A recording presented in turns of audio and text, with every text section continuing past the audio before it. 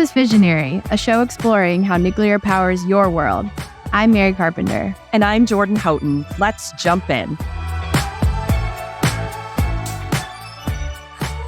Hello, Fissionaries. Hi, Mary. Hey, Jordan. How's it going? It's going really well. I cannot believe we are at our season 2 finale. I know. I feel like the season has flown by, but we've covered a lot of ground. We definitely have. Have you had any favorite moments from this season? Okay, that's a really tough question. Because we talked about so many different things. We talked, Doomberg, which was so fun. I mean, talking to a green chicken was different, but I loved it. Talked about data centers, nuclear medicine. I mean, talking to Jatia, who's a Survivor contestant, was really cool too. I agree. It's really hard. I loved Trudy talking about space. I love talking about space. Of course, we had Charles Oppenheimer, which was incredible to have that conversation. This has been a great, great season. I know. Talking to Charles about how he worked on the movie and talking about how his grandfather was portrayed, kind of getting the inside scoop on that was really cool. Yeah. So listeners, if you're not totally caught up on this season, highly recommend going and catching up. Every episode in season 2 has been a must listen. Yeah, we even had a Fortnite mention, which I did not see coming. Video games. Yes. That was so surprising. I know, but very cool. I loved it. So wrapping up this season today with a incredibly special episode because we actually have 3 guests joining us. One of them is Dr. Jatia Hart, who you heard from earlier this season, but we are thrilled to have her back with Kaylee Cunningham and Ryan Pickering. Yeah, this is such a fun episode. We were actually all together at a conference recently and we had so much fun. We thought we should all get back together and put it on the podcast. So it's a really great dynamic. We had so much fun. Everyone has such different personalities, but everyone meshed so well. And yeah, I'm excited for you guys to hear.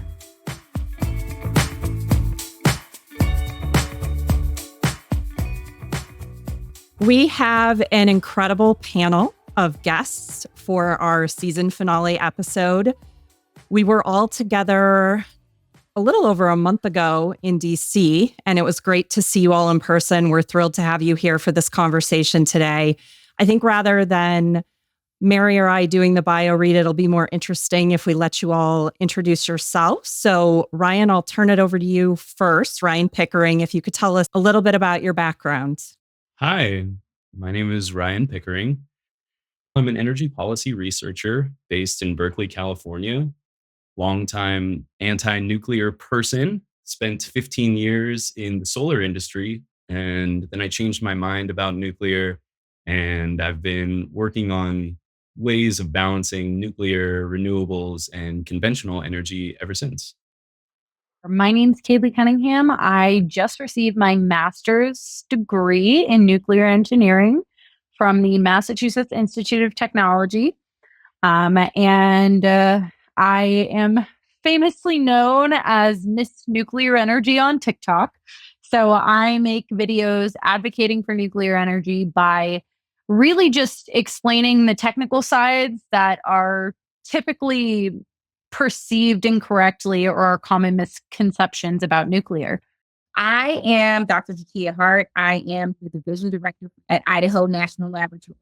And I am excited to discuss all the topics that we have planned. Let's jump into some questions. So we know each of you do an incredible job of communicating about nuclear, and you're each reaching diverse groups of audiences. Who would you say your target audience is? I think our audiences are changing. And as this idea becomes more popular, in the past, I had been very focused on LinkedIn. I perceive that nuclear is not seen as a business solution. And I'm trying to help business leaders draw a straight line to affordable, reliable, sustainable energy and success in business. And so, catch me on LinkedIn. I do most of my work there. Now, this idea is growing so quickly, and I am feeling that we need to reach more people. So 2 weeks ago, I got mad and I started a TikTok channel, and now I'm just yelling at my screen about nuclear energy. One of the kind of cool things about TikTok is you can go in and look at your viewer demographics, your follower demographics for individual videos and your page as a whole. And my followers for my page as a whole are predominantly between the ages of 18 and 30. So I'm really, really targeting and looking at younger audiences, younger people, and trying to get them into the workforce. And Jatia, tell us about your audience. So, funny enough, I always describe my audience as anybody who will listen. So I have a broad, very wide audience. But if I had to drill down into it, I really like connecting with young adults. So I did it in a little different way. A lot of it is through in-person outreach and community-focused outreach. I also have a YouTube series that I did. It's called STEM Queens, and it looks at really STEM education and focusing on Black women, underrepresented groups. I do a lot of posting on LinkedIn, and I do a lot on Instagram. So Instagram at JTIA PhD, and on LinkedIn under my name, Jatia Hart. A captive audience. I love it. Well, listeners, you all have someone new to follow if you don't already follow all of our amazing guests today. Ryan, I want to go back to something you said when you were talking a bit about what your work. You said you're working with businesses to try and convince them how important nuclear is. How are you doing that? Well, working in renewables, I think one thing we did really well was selling the attributes of clean energy to the market, even before the solar farm, the wind farm came online. And I just didn't see that happening in nuclear at all. So my original thesis coming in was, let's make a more consumer facing product that allows businesses to claim the clean energy credentials of future nuclear power plants. So I'm working on that with one of the national labs, and that is an entrepreneurial project. But I think more broadly, I'm working to end what some people are calling a stalemate between utilities and states and the federal government and businesses. Like, why aren't we building nuclear right now? What's it going to take to tip the scales? And, there's a lot of conversations happening right now. And I consult some companies that are trying to develop new nuclear projects and get all the decision makers to the table. And one of the ways we're doing that is aggregating businesses to say, we'll buy the power from that plant if you bring it online. We'll sign up for it right now. And that gives a little more momentum to the project. And then just talking also broadly about the need for clean, firm energy to back up variable renewable energy. And the federal government has been very clear that we want 200 gigawatts of new nuclear by 2050. And that's a big number. And we've got to start wrapping our brain around it. And we need business leaders to be signing up and leading that effort. 200 gigawatts is a huge number that you just mentioned. Jatia, how do businesses and industry and the government come together to help build the workforce to power that scaling? So I just want to kind of put it in context. If you're talking about 200 gigawatts of nuclear capacity coming online, a typical one reactor, and the ones that we build in the US are typically 1 gigawatt. So we're talking about 200 reactors coming online, which in the last, I think, 15 years, we've had, 2 or 3 come online? So just to put that in context, that's a lot. And I want to say, really, human resources is at the crux of this. A lot of times, like Ryan was saying, we don't get the sexiness of the renewables or tech jobs or those sort of things. And I commend Ryan and Kaylee and everything that they're doing, because we do need to, for lack of a word, I'm an elder millennial, bring sexy back, to nuclear. We need to let people know, and by people, we talk about the human resources, know that there are great careers that are to be had in the nuclear field. So that's always my lead when I'm trying to do human resources and develop the pipeline. is that this is, a hidden little secret that people don't know about. And a lot of times, because it's such a niche kind of industry, we need to go out there and really connect with those people who have the skills and the backgrounds to come into nuclear, and not just, go to the nuclear engineering schools. We already got their attention, but, reaching out to the chemists and reaching out to the physicists and the material scientists and the technicians and all of these things, and really kind of nurturing that relationship to have our aperture widen so that people understand, there's great jobs. The jobs are not going anywhere. Nuclear, we're stable, going to have a career. It's going to be well paid. You're going to be respected. And, I just think we need to get that message out and be diligent, not just talk to the people we already talked to, but we need to open it up to groups that are typically underrepresented in the community or are not always afforded those opportunities. Kaylee, how do we get younger people interested in these careers that Jatia's talking about? That is such a great question. And that's a question I don't necessarily have the answer to, but I can try my best here. I think first off, the important thing to note is with that 200 to 250 gigawatts we're trying to put on the grid by 2050, that comes a workforce, right? And the Department of Energy put out this report over the last year basically saying that we need around 300,000 additional workers, in addition to the roughly 100,000 person workforce we already have in the industry. So we need to basically triple, if not more than triple, the amount of people we have. And that's a really, really serious problem if we actually want to see this project come to fruition and see this nuclear powered electricity on the grid. And so targeting young people is so, so important because younger people are the ones coming in looking for careers. I think we've started to notice a trend on social media where, especially on TikTok, where people are talking about how they can't find a job anywhere. Meanwhile, I'm out here posting videos like, hey, I've never had an issue finding a job in the nuclear industry. We're always looking to hire because we have this massive goal in front of us and the funding behind it. And we can't accomplish it without new people, So posting videos about that is one of the most effective ways to reach those younger people that are fresh out of college or even fresh out of high school. I think another thing that's important to communicate is the kind of jobs that we're looking for. You don't have to be a nuclear engineer. You don't have to be an engineer at all.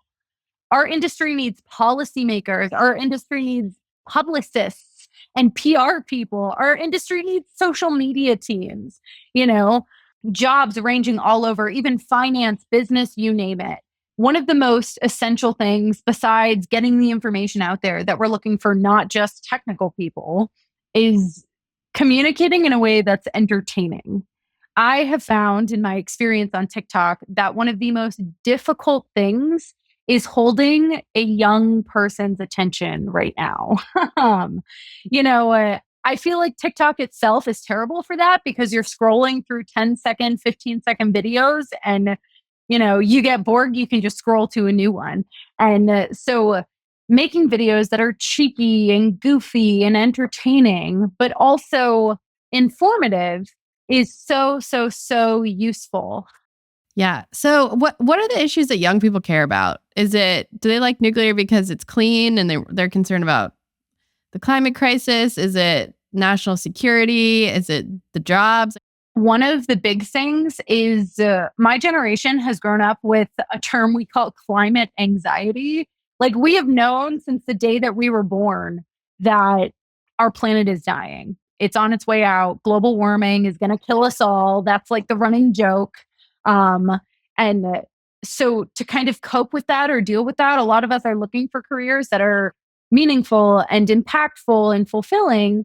And being able to address that kind of anxiety that all of us have is a really important thing.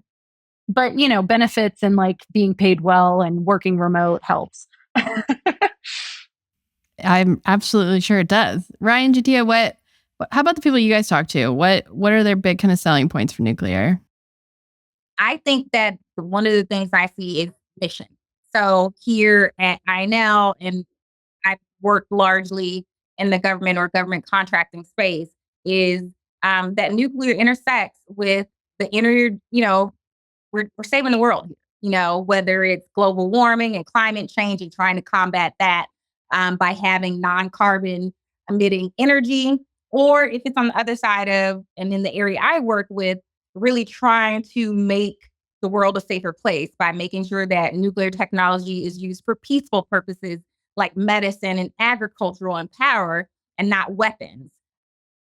Agreed. And just to add to that, I think the world is moving really fast. And I think on a deeper level, like young people are concerned about climate, they're concerned about environmental justice, they're concerned about social justice.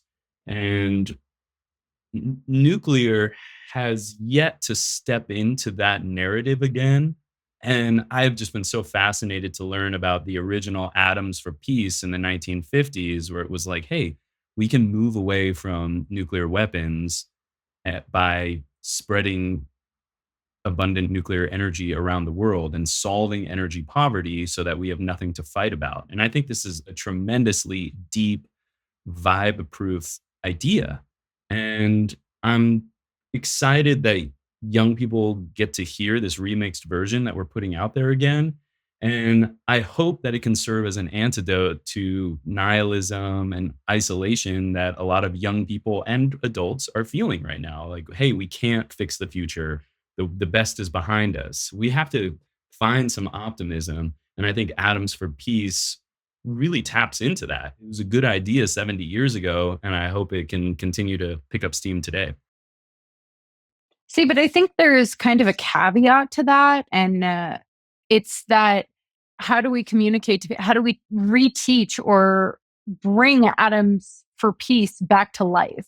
And that's where I think the social media advocacy and the work that the three of us are doing is so crucial, because without it, how are we going to reach these young people to give them the hope and the optimism to push forward to an Atoms for Peace based future?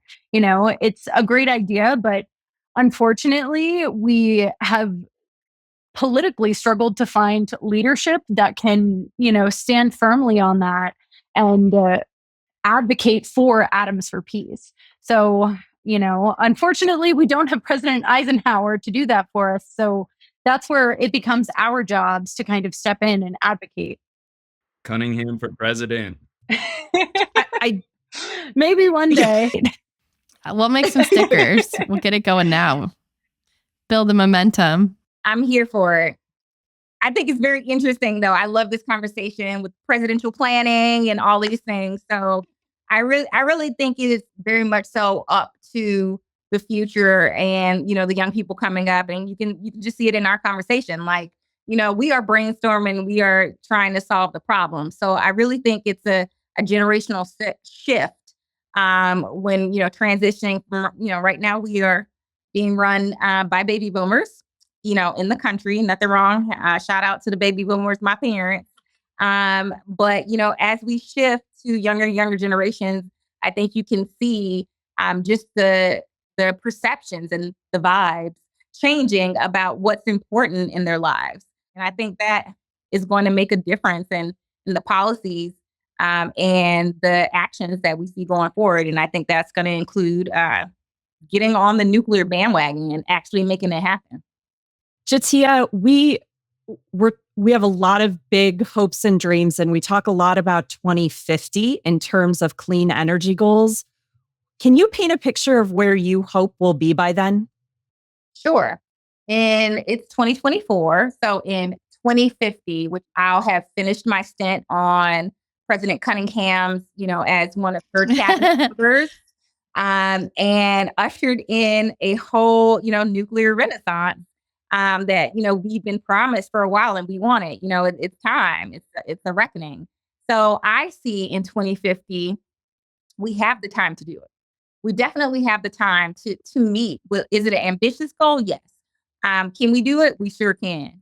I mean, I hate to say America, but we are the US. We've done things. Okay.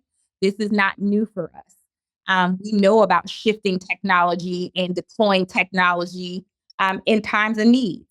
So I think, this is our moonshot. We can do it. We put somebody on the moon. We have developed nuclear systems that can go underway for months at a time, with hundreds of people that live there. I think this is something that we can do, but we do need to come together. So in 2050, I see us having 275 gigs. I think that we've seen, that climate change is real, right? We've seen everything happen. So I think there's going to be a huge change. I think it's coming. I see it coming, around the corner in the next 5 to 10 years where we've already seen it with the lengthening of our reactors lifetimes. It used to be 40 and then it shut down and then went to 60 and now it's really unlimited. It's what you can prove and how you can actually show that the reactor can operate. So I see that coming online. I see taking some of our facilities that are dedicated to fossil fuels and either co-locating or converting them to reactor sites. So instead of having a specific power generation site like coal, oil, we have a power generation site. So we have that infrastructure so we can put down those reactors to connect to the grid. I also see us having, big gigawatt reactors and also having advanced reactors, portable reactors. We've done it before. We've done it on a large scale. The Navy has portable reactors. We put a reactor on a barge and taken it down to the Panama Canal when we needed power down there. So we can do it. We have the talent. I think I'm going to say this might be controversial, but I think, we are doing a lot of selling of products. And what we need to do is sell ourselves on the idea of nuclear and convert. I want to get Ryan and Kaylee's thoughts on 2050, but before we go there, I want to ask, so we're talking about like these benefits of nuclear and influencers. Are enough people talking about nuclear in the first place? Like, are they even thinking about us? Yeah, we're not. We're just not. I come from a very traditional middle class, working class background. My dad's a roofer. My mom raised me and my siblings and then worked as a receptionist part time. And I do not come from the nuclear industry or the nuclear community. I never heard about it until I was in high school. That's only because I was fortunate enough to transfer into a high school with engineering classes that taught me about the different disciplines of engineering, and that includes nuclear. So I think there's so many different things we need to be doing. First off, social media advocacy is great. It helps. But beyond that, I think taking a step to talk about it in the classroom for not high schoolers, but even younger, going down to elementary school and talking about these clean sources of energy would be so, so useful. I agree. Someone's getting to these kids though, because the kids like nuclear, and I don't know where it comes from. I think they just didn't inherit some of the nuclear fear from the past, and they're just down. I mean that. I think if you polled young Americans, the highest demographic for pro nuclear would be like under 15. I think there's a reason for that. I don't mean to cut you off, but one of the things I have spoken on or subjects that I've spoken on is when it comes to communicating to these younger generations, we have to keep in mind the way that we were raised. It's just so crazy the way that the world has changed over the last decade or two that when we're talking about communication between all these different generations, it's something we have to take note of. When it's 2050, maybe I'm president, maybe I'm not, but I really hope that I am in a position, I'll be 50. So I hope I'm raising kids and maybe grandchildren, probably kids that are reading about climate anxiety in history books that never had to experience that growing up. My feeling on 2050 is that we're going to have a lot of momentum. And one thing about the Pathways to Commercial Liftoff report about advanced nuclear that was released by the Department of Energy last year, it says like, yeah, 200 gigawatts by 2050. And wait until you see how much nuclear we build from 2050 to 2060, because we're all geared up. And that's when we'll be like really phasing down fossil fuels for electricity and for other sources of energy. So that's exciting to me. It's not like we're done at 2050. Like that's when it starts. Like our careers will be done. And then we're gonna say, go get them, kids. And I think there's a great optimism in that. And I I expect that in 2050 and far sooner, maybe tomorrow, nuclear energy will become the coolest energy source. You know, there's something like really compelling about it. And because it works all the time, because it has such a small mining impact, because it employs people so gainfully, because it has such a small land footprint, like there's all these amazing things that are really aligned with modern ethics. And I'm excited for young people to continue to be punk rock about this and rebel against their parents and embrace nuclear energy. Ryan, what changed your mind about nuclear?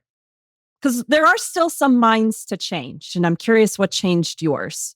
I was sitting right here and I was reading the newspaper and it said that we were closing Diablo Canyon 40 years early. And congratulations, everyone.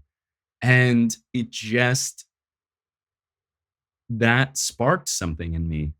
And it just didn't make sense to me why we would close anything that early, especially knowing that natural gas powers over 50% of our state's electricity source. And we have very, very expensive electricity in California. So it was like, I wasn't expecting it. It just kind of happened.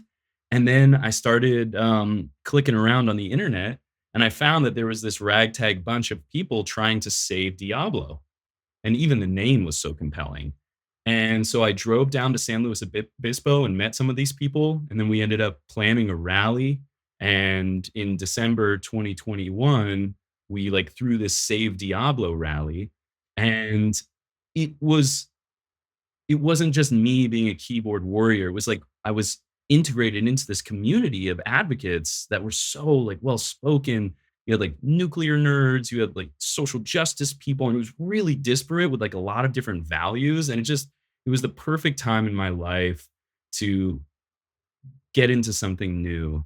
And since then, I've just continued to poke at my own biases and kind of examine why I feel things about nuclear and it, having a lot of empathy for myself and others because like really we just don't know and it's a little bit complicated. It's certainly we're able to understand nuclear. I think we can all like maybe talk a little bit more simply about these things, but energy in general is very challenging.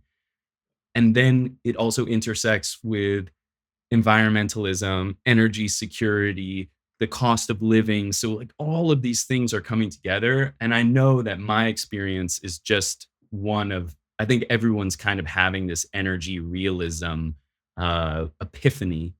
And I'm doing my best to like show empathy to that instead of being like, oh, you weren't you were anti-nuclear, so you can't be on the team. It's like, no, this team is for everybody. Like, come on in. We're all learning and growing together, and we're gonna need your help.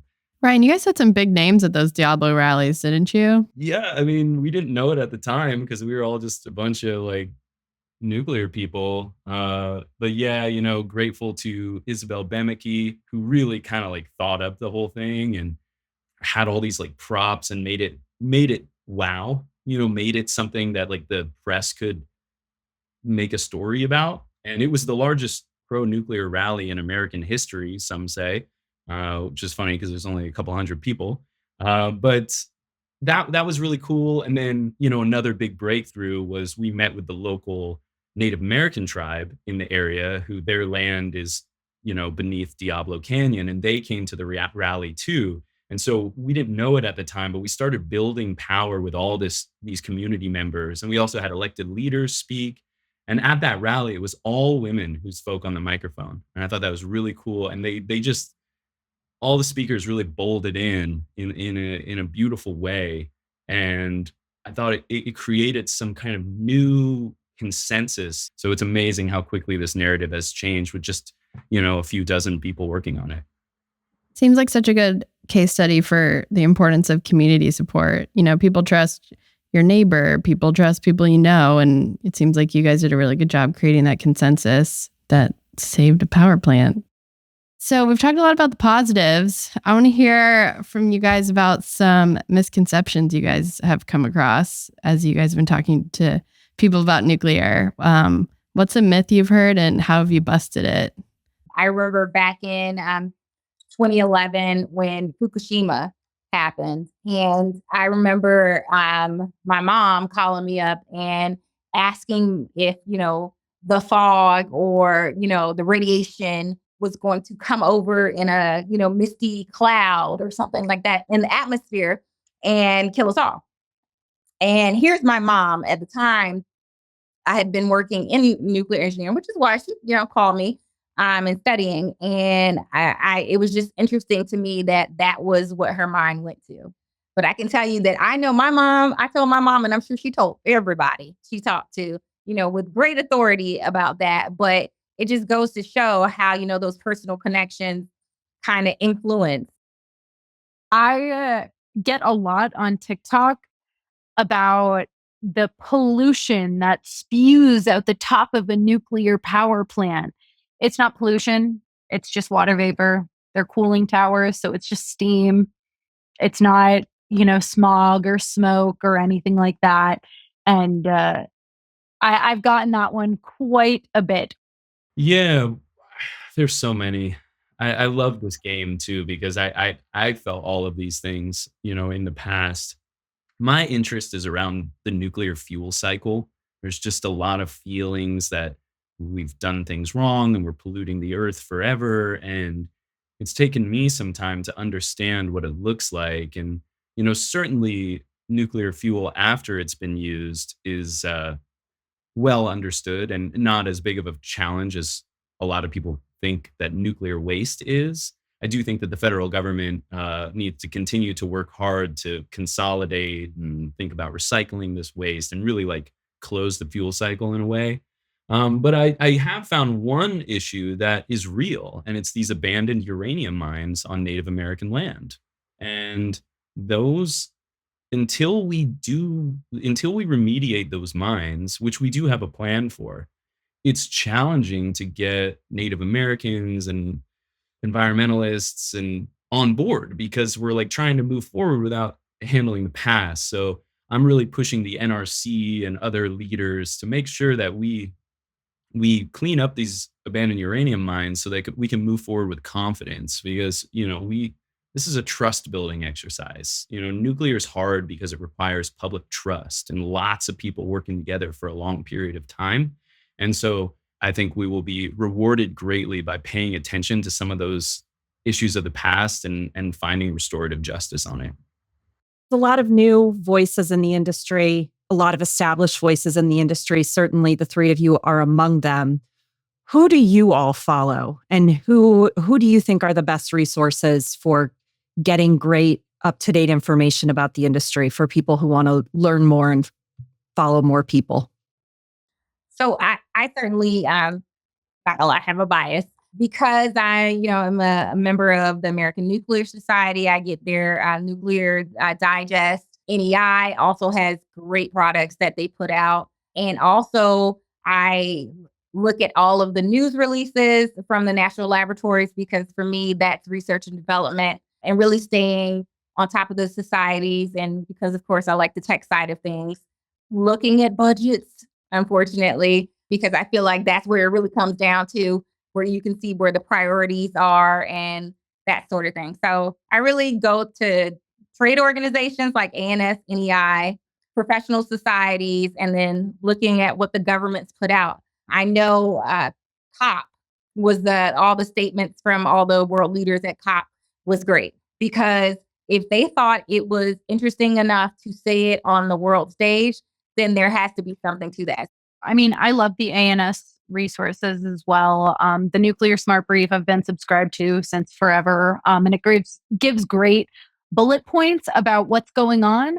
But beyond that, I think ClearPath and Third Way are both think tank companies based out of the DC area that represent both sides of the political aisle that like to put out research papers, policy statements, that kind of thing about, the way the public interacts with nuclear, the way policymakers interact with nuclear. So those are two great resources. To add to that list, I love the podcasts in the space. We've got Fissionary, got Fire to Fission, got Decouple, Titans of Nuclear, Nuclear Barbarians. I would say beyond that, I really like this blog by Jack Devaney called The Gordian Knot. It's very wonky, yet it talks about regulations and insurance and construction and what do the prices really have to be? Like, vibes are good, but how do we build nuclear for an incredibly low cost so that it can outcompete traditional fuels? And I have one more that I forgot. Subtle plug for the Nuclear Engineering Student Delegation, or NESD.org. That is how I first came in contact and heard about NEI, ClearPath, Third Way, all of these DC-based organizations related to nuclear energy policy. And this student delegation, I was a part of it for 3 years. They put out a policy statement. Like, they actually write a policy statement about relevant nuclear legislation and publish it on their website, nesd.org. Each year. If you're a student and you're listening and you want to apply, please do. Applications open typically around April, and it's a great program to get involved if you don't know anything about nuclear or you know everything about nuclear and you want to make some change from the political side. So we've been ending the episodes this season by asking our guests what their favorite place to eat is. But since Jati's already done that for us and we have this great panel, we want to take it a step further and ask you all a different question. So who from the nuclear industry, or really just kind of like clean energy world, living or dead, would you want to have dinner with, and why? I would probably want to sit down and have dinner with President Eisenhower. We were talking about the Atoms for Peace speech earlier, and I think it was just so impactful on the overall public opinion of nuclear energy at the time, especially in an era plagued by nuclear weapons. And I feel like as we are potentially inching closer to a similar situation today when it comes to the political stage and political conflicts internationally, I think being able to get a little bit of advice on how he was able to deliver that speech so eloquently and get that message out there would be excellent. This to me is a definite. I'd like to go into the future and talk to those people in 2050 about how they got it going. Like, what influenced you? Going to the future, I always say, I feel like the person who gets it done, and a lot of the instrumental people will be women, because, when it's time to make moves, the ladies are there, right? I'd like to talk to the people to who made it happen and, ask them, what was the turning point? What drew you to this industry? All these burning questions that, are open-ended. I'd like to discuss with them. Wow, this is an impossible question, really, but I would definitely eat at my local pizzeria, cheese board cooperative, sourdough base, no tomato sauce, proprietary cheese blend, only one type of pizza per day on rotation, always vegetarian. And I would host anyone here. If I had to pick a person, I would say Marcel Buteau, who was the architect of the French nuclear build out in the 70s and 80s. He was just he was a hardworking dude. And I would love to pick his brain about the conditions it took to build it. But really, I'm living in the present. I'm interested in talking with anyone who wants that mash pizza with me and drive down the cost of nuclear energy. I love that. Well, on that note, Cunningham 2050. Let's get the stickers printed. Thanks everyone for joining us. This was so much fun. Thanks for having us. Thank you. Thank you, everyone.